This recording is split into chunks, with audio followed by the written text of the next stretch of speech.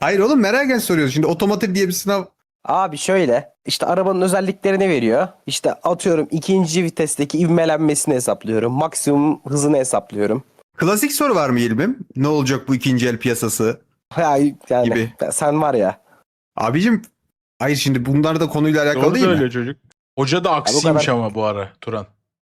Niye nasıl? Benzin mazot aldı yürüdü. Hoca ağır sıfırcı. Benzin mi kalırsa kız sattırırsın. Hocam LPG kapa çeneni. Ders öldük ya otomotiv. Hocam elektrikli araba defol git bu sınıftan.